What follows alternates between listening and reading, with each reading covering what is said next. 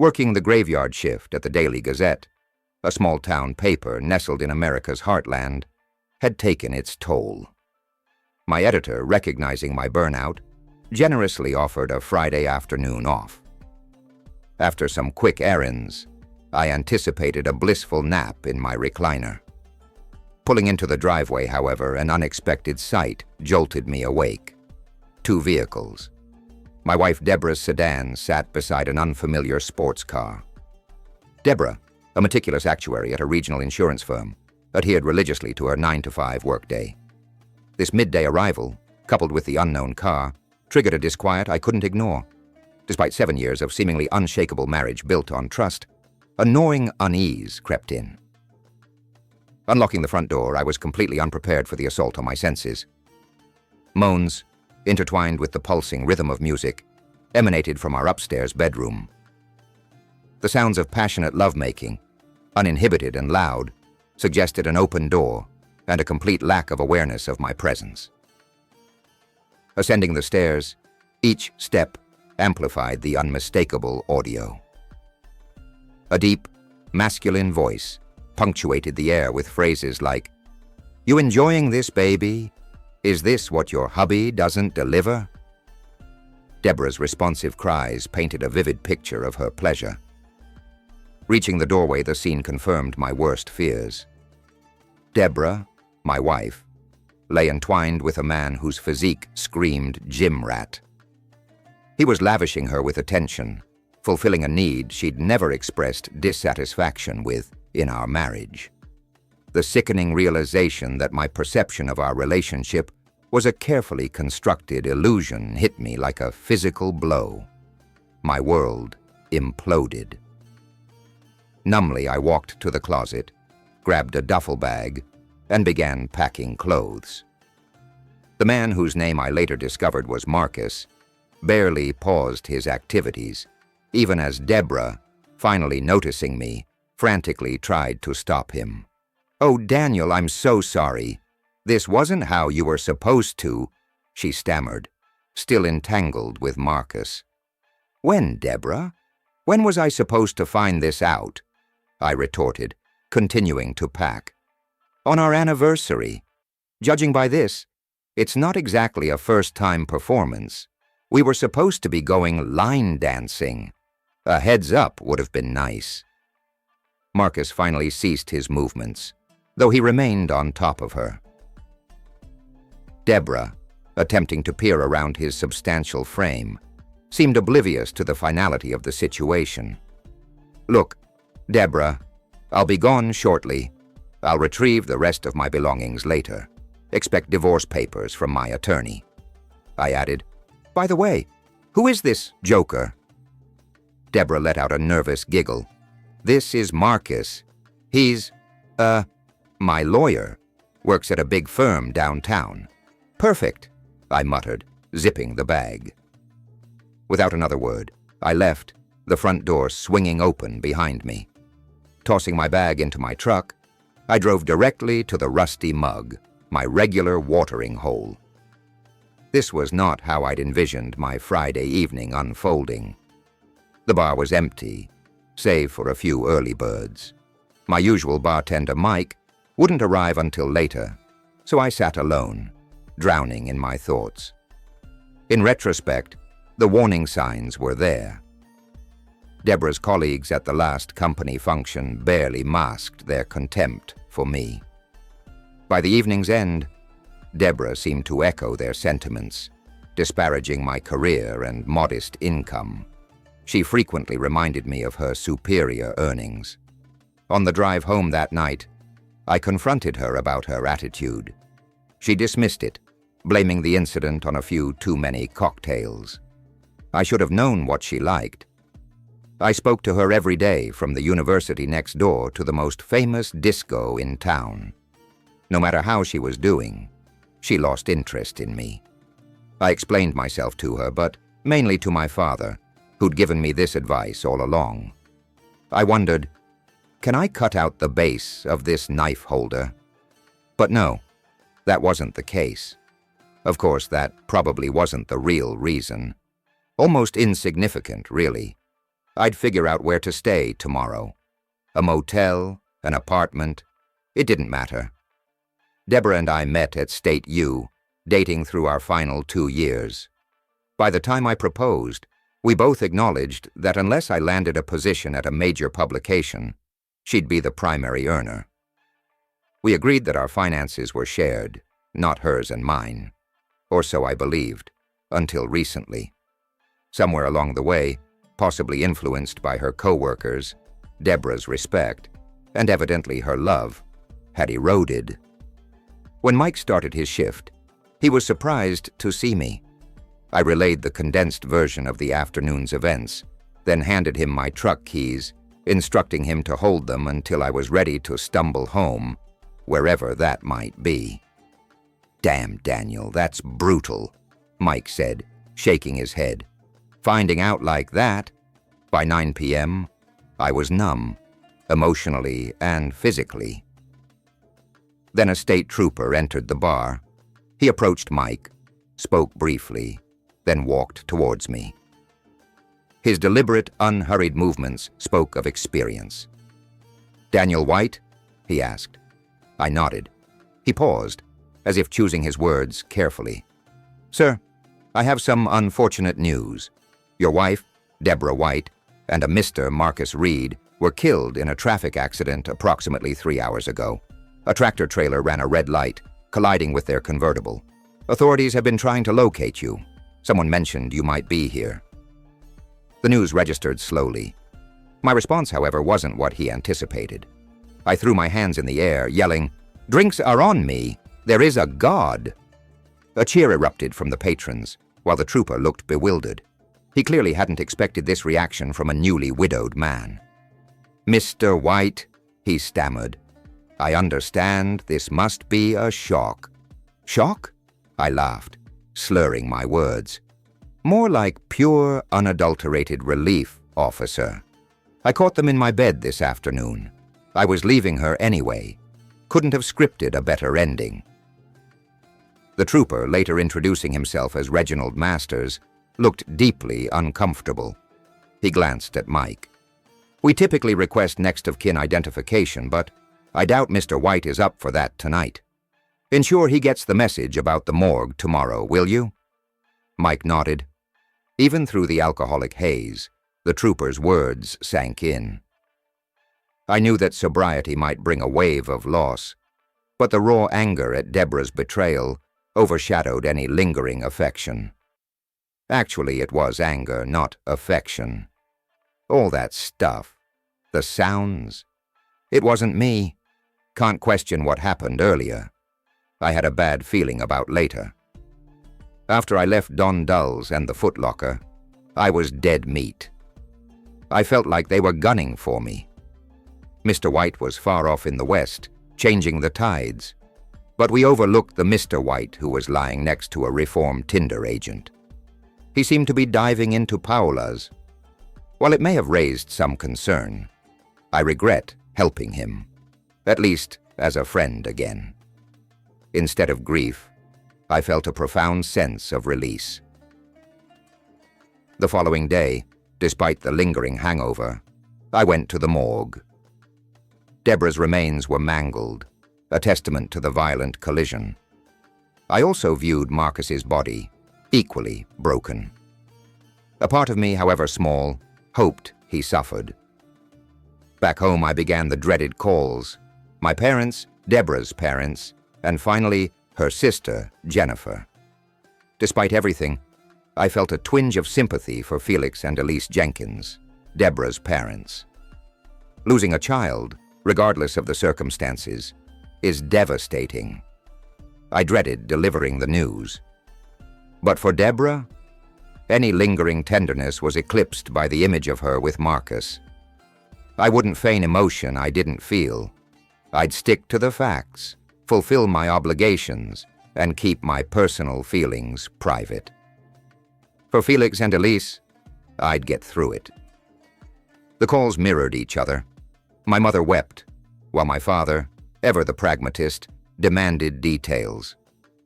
I told them about Marcus being in the car. "Who's Marcus Reed?" Dad asked pointedly. The silence stretched. "A lawyer, a friend of Deborah's," I finally answered. My father, shrewd and perceptive, wasn't fooled.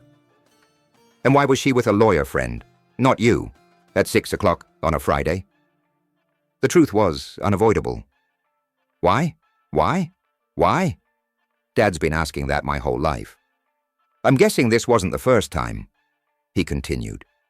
After that, I packed a bag and left. As to why they were in the car at 6 o'clock, I thought they were going out to eat or something. My dad paused. "By now," Mom interjected, having grasped the situation, "Derek, are you sure? This is a serious allegation." I interrupted, sharper than intended. "Mom, I saw them with my own eyes, in our bed. Trust me, I know what I saw." Dad steered the conversation back to practicalities. "Have you spoken to Felix and Elise? What will you tell them?" "As little as possible," I replied. "Unless they press, I won't lie, but I won't offer details either. This could get messy, son. They're your in-laws. Be respectful." "Yes, sir," I mumbled, the words heavy with unspoken meaning. The conversation with Deborah's parents followed a similar trajectory. Elise sobbed uncontrollably while Felix immediately latched onto the other man in the car. "Is there something you're not telling us, Daniel?" he asked, suspicion lacing his voice. Elise's cries provided a heartbreaking soundtrack. "At 6 o'clock on a Friday, she should have been with you. Why was she with this man?" The dam broke. "Fine, Felix. Deborah was cheating on me. I walked in on them this afternoon, in our bed. I packed my things and left. I guess they didn't feel the need to hide anymore. That's why they were together." "You caught them? Together? In your house?" Felix's voice was thick with disbelief. His daughter was dead, and now this. "Yes, Felix. In my house," I confirmed, exhaustion and anger seeping into my voice. "And as horrible as it sounds, I'm relieved they're both gone. They got what they deserved." The words, raw and unfiltered, hung in the air. I instantly regretted them, but they couldn't be unsaid. Felix's disbelief morphed into fury. He started yelling. I cut him off, my voice low and steady. "Felix? Felix? Felix? Corps 1, Village Office 1. Thank you, bye. Thanks, thank you. You can't just erase her, Daniel. You were together for almost 10 years. "It's already erased, Felix," I replied, cold and resolute. The moment I saw her with Marcus, it was over. Her death doesn't change that. He paused, his voice barely a whisper. "Someday you might feel differently. You'll wish you'd said a proper goodbye." "I doubt it, Felix," I whispered back. The funeral was held at their church, the same one where Deborah and I exchanged vows. The irony was palpable. I considered attending briefly, then the anger resurfaced. Ever wanted to strangle a corpse? My presence might have comforted her parents, but it would have fueled my rage. I had enough of that already. An hour after the presumed service, Jennifer called. I braced myself. "Deborah was right. You're a piece of shit, Daniel," she snarled. A small man with small dreams, writing insignificant fluff for a rag. I always wondered what took Deborah so long. "Well, hello to you too, Jennifer," I replied, maintaining a neutral tone. "So you knew? Then why, if I'm so awful, do you care whether I attended?" "Because you embarrassed Mom and Dad, you loser. How do you think it looked when they had to explain your absence? They were humiliated. I hope you rot in hell." "Right there with you, Jennifer," I yelled, losing my composure. "I felt the same about your sister and her lover after what I saw. And guess what? I got lucky. They're both dead. So go to hell yourself and leave me alone." I slammed the phone down.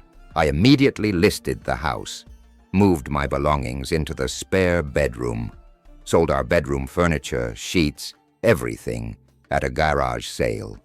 I wanted no reminders, I sold Deborah's jewelry, mostly gifts from me, and donated the proceeds to a local charity. Her clothes and personal effects were boxed and delivered to her parents. They could decide what to do with them.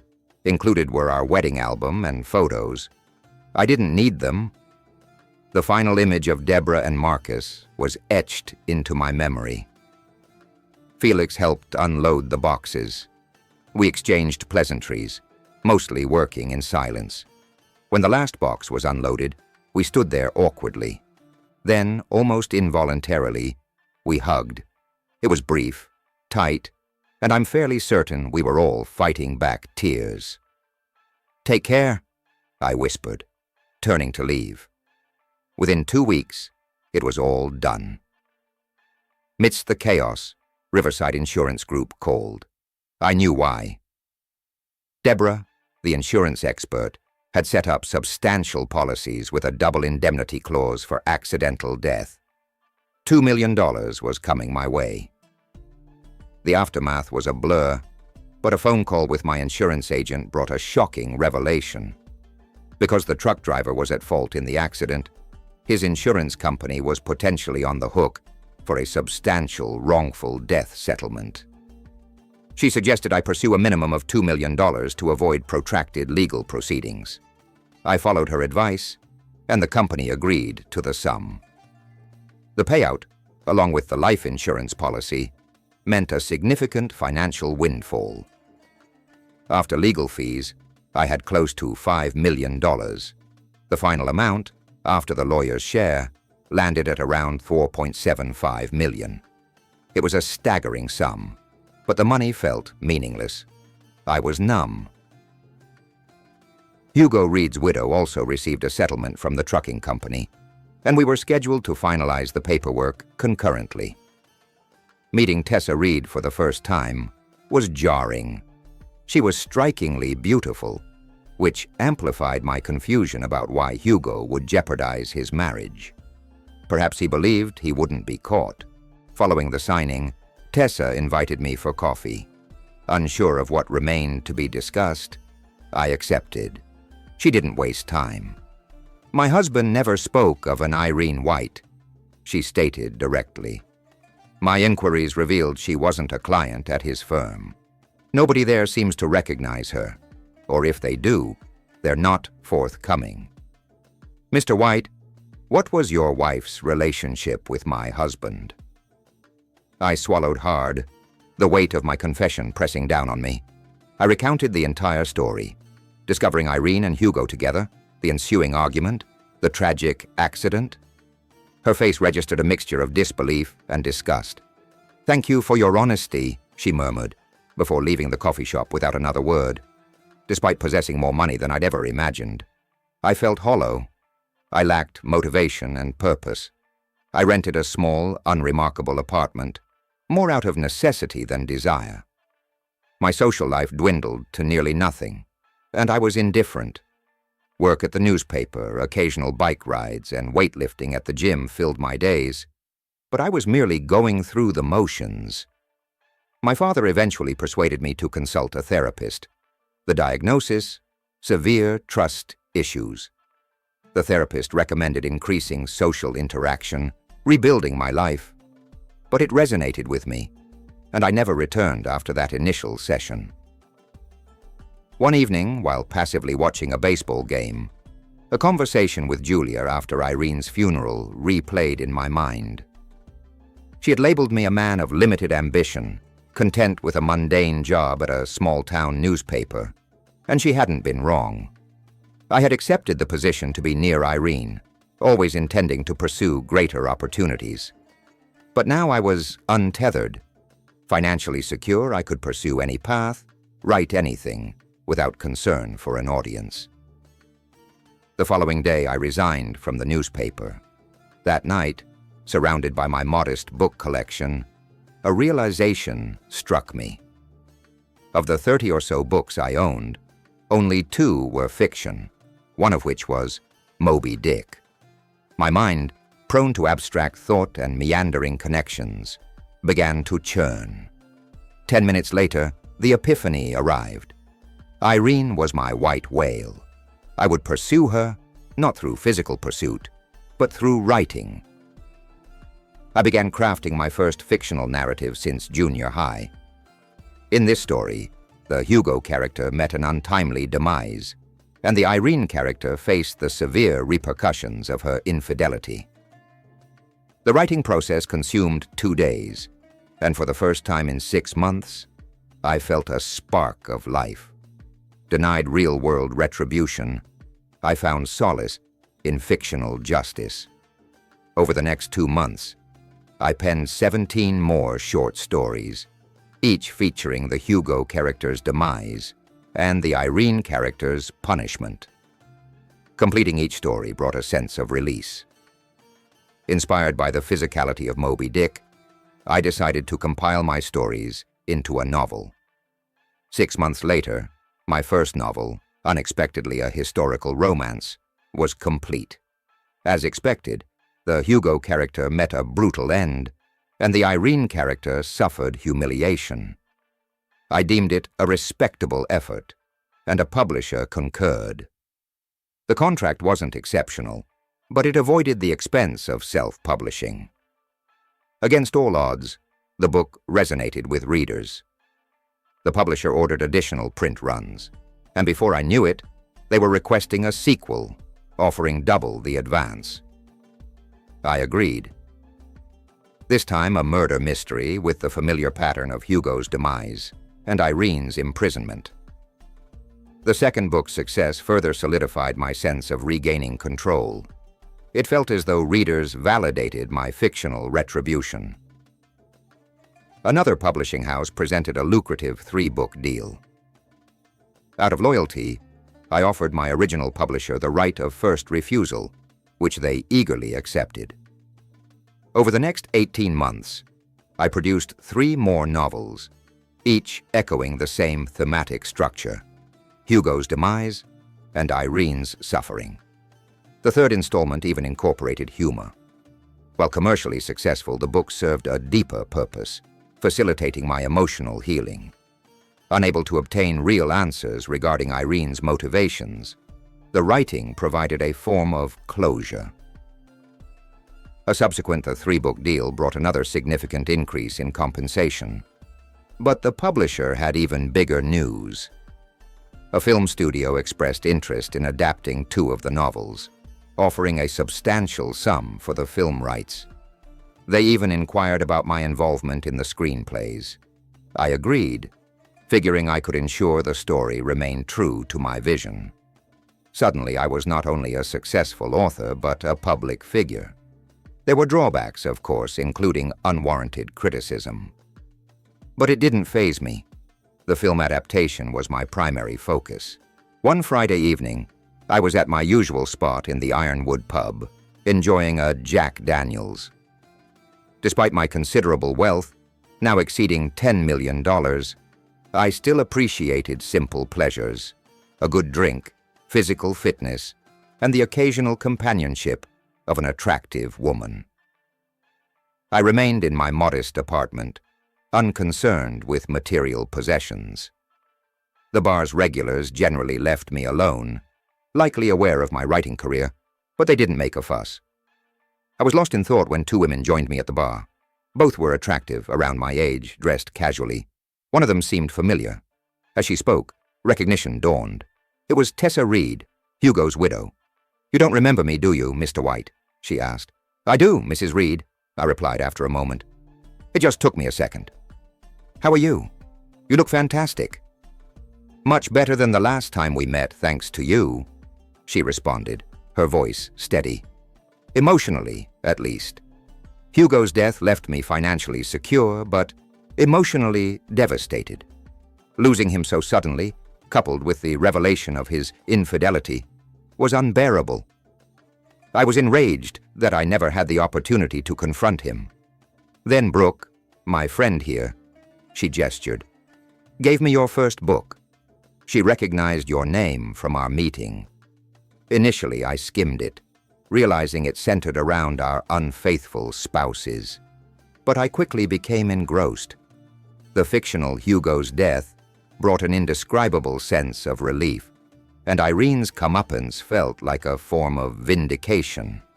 I hadn't felt that sense of peace since the accident. I've read all your books since then. It may seem strange, but they're therapeutic, and I find myself smiling every time Hugo and Irene receive their just desserts. That's precisely how I feel finishing each one, I responded, smiling.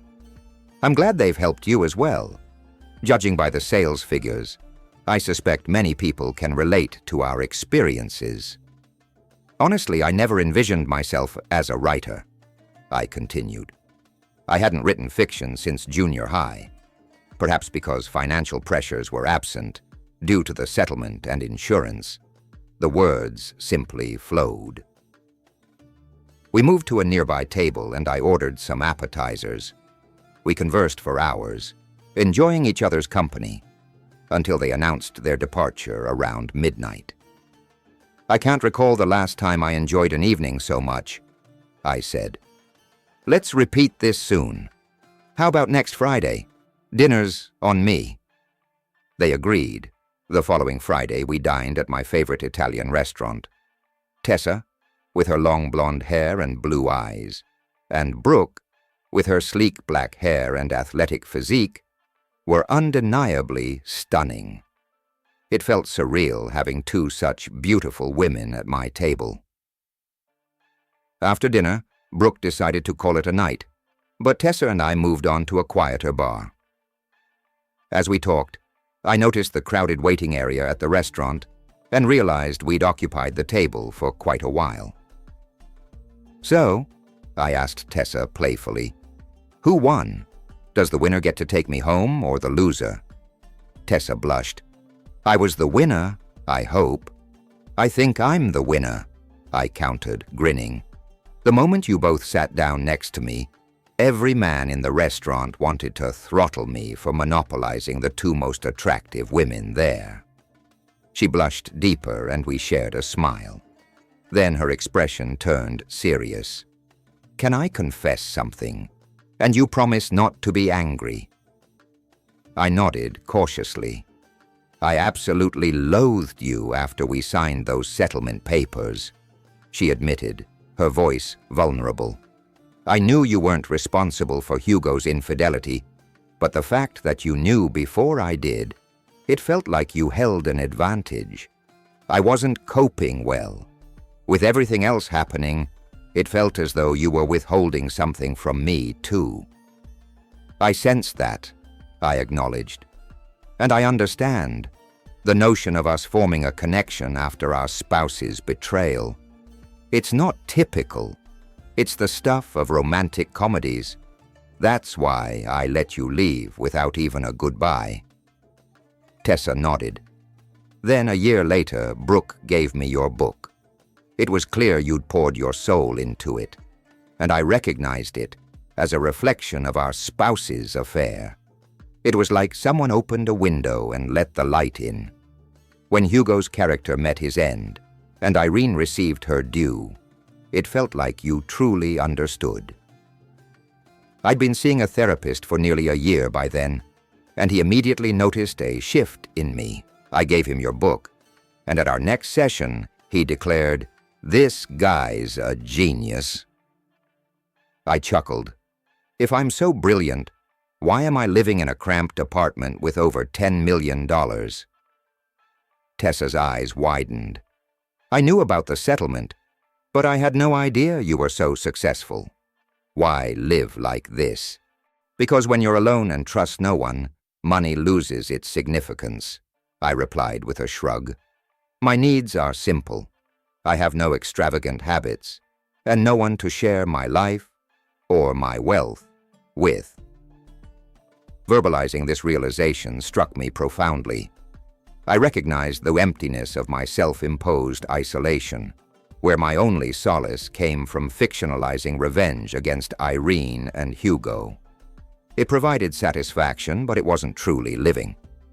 Lost in thought, I suddenly felt a jolt of electricity. Tessa's lips pressed against mine, a kiss of unexpected intensity. I responded with equal fervor. For half a minute, the world vanished. When we finally broke apart, she whispered, You need to pay the tab and take me home." Still reeling, I complied. I'd had casual encounters since Irene's death. But this was different. This was intimacy I hadn't experienced since my wife's passing. We were careful and deliberate, savoring every touch, every kiss.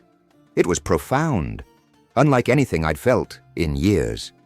We rediscovered each other's bodies with a renewed sense of wonder. When we made love, it transcended mere physicality. It was wild and passionate, yet tender. I lost all track of time. When I finally returned to myself, I lay atop Tessa, my body trembling. I gently rolled us onto our sides, facing each other, both breathless. Tessa's eyes fluttered open, and she mouthed the word, "Wow." We remained entwined, foreheads touching, exchanging soft kisses. Finally, she spoke. "I understand everything you've shared. If you allow me in, if you trust me, I will demonstrate every single day that I deserve that trust." I smiled. If that's a proposal, I accept. We didn't marry immediately after that night, but it marked the beginning of something genuine. Over the following year, we navigated our emotional baggage, supporting each other's healing. Eventually, we exchanged vows. We built a spacious house in the countryside, with room for the family we planned to create. As for my writing, the need to punish Irene and Hugo through fiction dissipated with my relationship with Tessa. However, since those stories remained popular and enjoyable to write, I continued producing 1 or 2 annually, much to my publisher's satisfaction. The karma train had been good to me, and I was happy to share the ride. Thanks for watching. Don't forget to subscribe if the story was interesting.